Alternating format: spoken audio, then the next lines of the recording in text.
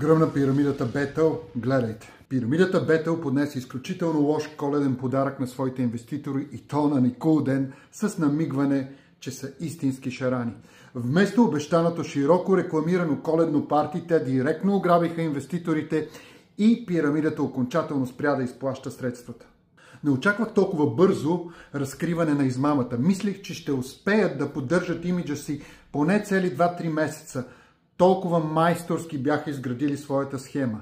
Най-вече защото успяха да си създадат пламенни, шумни, крещящи защитници сред така наречените инвеститори в кавички. Сценария за приключване е абсолютно идентичен с всички досегашни пирамиди, но този път мащабите на поражението са многократно по-големи. Те блестящо се възползваха от средата в нашата държава, която е припълнена с хора, които имат изключително ниска финансова култура и грамотност.